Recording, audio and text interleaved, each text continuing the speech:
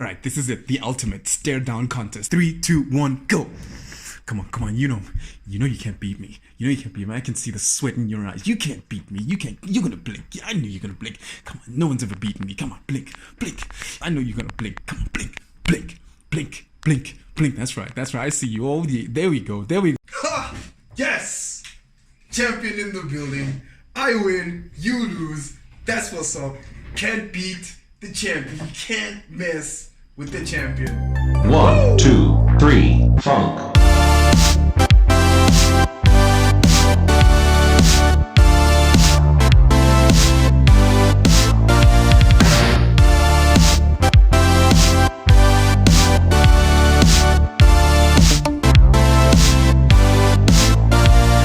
Hey guys, what's up?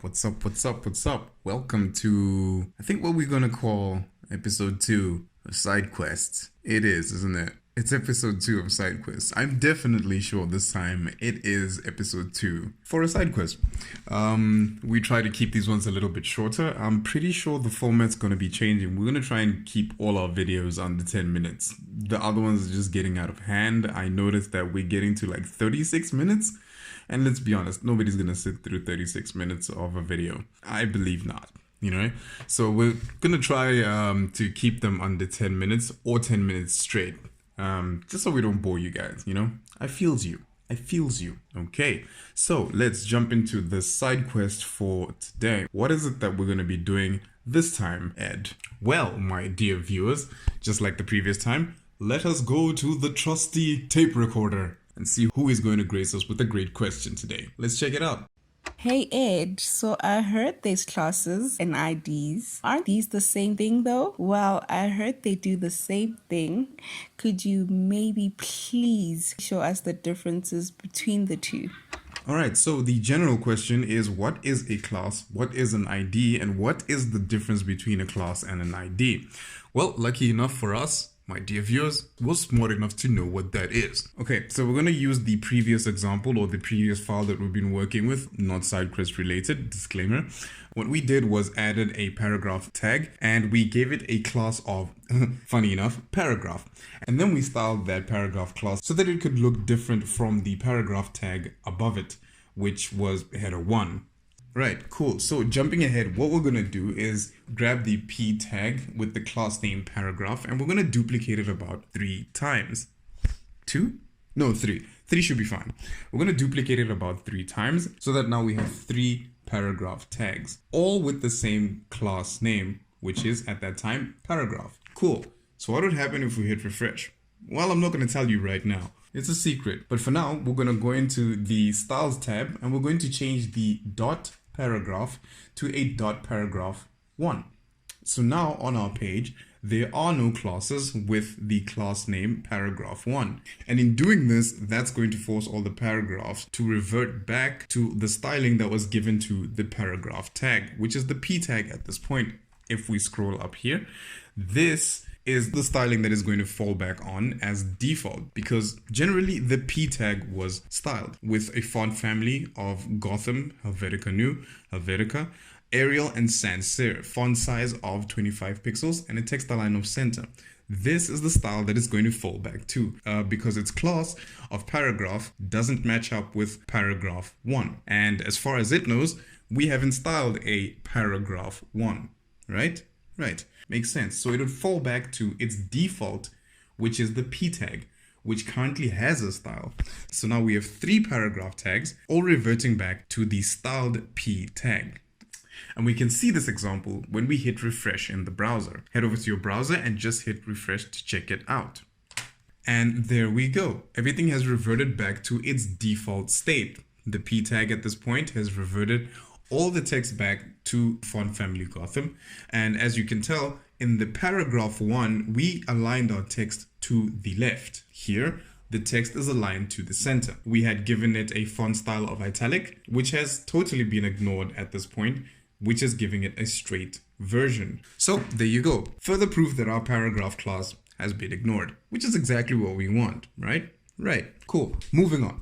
Cool, so up till now, we've been using classes for our examples. Why don't we try using an ID? Well, that's exactly what we're going to do now. We're going to change this class into an ID, basically an identifier. That's right. It does what it does. It gives your HTML element an identification attribute, basically giving it a name. We're going to change this class into an ID. We're going to leave the ID name as paragraph, and we're going to head into our styles tab. And watch this. In the styles tab, what we had to identify a class was dot paragraph. But for an ID, if you'd like to call an ID into styles, you'd hit a hashtag. That's right. We use hashtags up in here. We use hashtags. Hashtag paragraph. Boop, boop, boop, boop. That's right. We use hashtags to identify IDs. And here, if you hit your hashtag, that's right. Just like you would get code hints for your classes, if you hit a full stop, if you hit the hashtag key, all your IDs that are currently listed on the page will come out here in code hints. Just go ahead and select the one that you want to use and it will populate it for you. But since we have paragraph style attribute, we're just going to remove the one and add a hashtag. And that's it. That's all you have to do. And now our style tag knows that there's an HTML element on the page with an ID tag assigned to it, which needs to be styled. And we can even test this by going to the browser and hitting refresh and checking out the results. And there you go. The paragraph with the ID style has changed and the other two stay exactly the same. Cool. So now in practice, we have 3 paragraphs, which one has an ID assigned to it and the other 2 have classes assigned to them. Cool. Now let's further explain the differences between IDs and classes. Why do we use classes more than we use IDs? Why don't we give the second paragraph an ID? What would happen then? Let's change this to ID and leave the name and paragraph. And boom, you get yourself an error. And this is where the problem comes. You can't have 2 IDs with the same name on the page. It'll quickly pop you an error. But the craziness doesn't stop there. Head over to your browser and hit refresh and watch what happens. Behold, it is perplexing. It might look like it's working here, but you run into some problems when you need to assign this ID to different functions. Say you're using JavaScript or you're using quick search functions. I mean, it's certainly crazy. I mean, I find it incredibly crazy that you could duplicate your IDs, give them the same name, it'll pop you an error, but as soon as you save your project, turn to your browser and hit refresh, it changes. It's crazy. But then again, this is a bad practice. An ID is basically just used for that one item that occurs on your page only once. The best practice for duplicated items is a class. Let's look at what happens if we now change all these IDs back into classes. That is right. That is correct. No errors whatsoever. See, classes are better suited for duplicated or reoccurring elements on a page. So the perfect example basically would be if you had 6 paragraph tags on a page. You wouldn't want to go around styling each and every paragraph tag according to its own style, right? We're going to look at an example just now. If you did want to style maybe 1 or 2 of them a little bit different from each other, right? However, now the example would be that you have 6 paragraph tags and you want them to all fit into the same style, but just by using one style attribute, control all of them. And literally that is a class's shine, that it could basically control a multitude of things, but using only one style attribute in the styles tag. Literally that's what a class was built for. Control many, but using one style operator. And that's what we're going to look at right now. And you can even check this out by hitting refresh in your browser and seeing what I'm talking about. If you hit refresh, because we have 3 paragraph tags with the paragraph class, all 3 paragraphs are going to take on the same style. That way you can control all 3 paragraphs, but with one style attribute because it's got the same name. And you have no errors as well, which is awesome. But Ed, I hear you saying, what if I want one of the paragraphs to be more special than the other ones? Well, this is literally where you can build a little bit of a hybrid. This is where you can add an ID. Let's look at that in a little bit more context. Let's take the first paragraph, right? It has a class of paragraph. Why don't we just add an ID? I mean, it technically is going to be the only element on the page that occurs once. Yes, it might be a paragraph tag, but it's the only one of its kind, right? Right? Cool, so it qualifies. So we're going to add an ID and we're going to call it paragraph 1, right? Then we're just going to copy the paragraph 1 text, right? We're going to head into the styles tag, and now we want to style our ID. And I bet you still remember how to call on our ID. That's right. We're going to hit a hashtag, and boom, there it is, paragraph 1.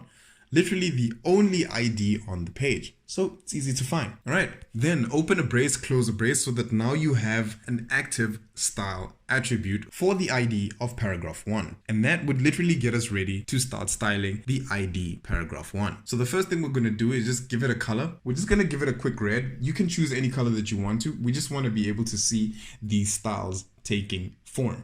All right, save this page, head over to your browser, hit refresh, and there you go. Red text. And just like that, it's different from the other 2 paragraphs. So now you've got a little hybrid going on, a class and an ID in one paragraph. But what is the take from this video? What's the difference between a class and an ID? A class is to control a multitude of things that appear over and over on a page that you don't want to style over and over and over and over again. To put it plainly, build a dozen paragraph tags, control all this styling with one instance in one style container attribute. With IDs, just make sure that there's only one of them on the page and you have to style it once, and that's it. You can use classes for your whole website. You can use IDs for your website, but you're going to run into errors using IDs. So most probably you're going to want to use classes. I must confess, I've never used an ID before. I only use classes because, well, less trouble, you know. But that's just my opinion, and that's just the way I work. You are your own person. Go ahead and experiment with these things. Build hybrids. Check out new ways of how you can integrate classes and IDs on your page. Whatever makes you feel comfortable is the way you should be doing what you need to be doing, because you are a badass. So yeah, I guess that was classes versus divs. We tried to keep it as short as possible, I suppose, but yeah. I hope you understood it. If you didn't, you know what to do. In the comments down below, let me know if you understood. I encourage you to go and research what other people are thinking and saying about divs and classes. If you find any extensive information about it, please leave it down in the comments down below. Share this information so that all of us can understand, you know what I'm saying? Because I'm not always right and I don't have all the information. Please believe that. You can put that one on the record. I will stand by that one. I don't have all the answers, but maybe you do. Cool, so I think that's where we're gonna actually leave this episode for today. If you enjoyed that episode, you know what to do. Drop that thumbs up. If you didn't like the episode, well, drop that thumbs down and we celebrate either way. Either way, thumbs up, thumbs down, it's the same party for us, you know what I'm saying? If you're new to the channel, please hit that subscribe button. Don't forget the bell icon. For some reason, YouTube just thinks you accidentally fell onto the subscribe button and you need to confirm it by hitting the bell. So go ahead and confirm it by hitting the bell, and you'll get all the notifications. Just make sure that you click on the all settings so that you can get all our videos as soon as they go up. I promise I'm going to try to make them come out a little bit earlier than 2 to 3 weeks, but I'm back at work and work is literally taking up all of my time. So I will release, but only on Fridays. I promise you that tradition will never die. We're going to upload on Fridays. That's our thing. That's our thing now. That is our thing. Fridays. Okay, cool. So with all of that being said, I thank you, my dear viewer, for tuning in yet again to another episode of Ed Makes Crazy Stuff. Well, this is a side quest, but still, Ed still makes crazy stuff on these side quests, because side quests are crazy stuff as well. So double crazy for you, I suppose.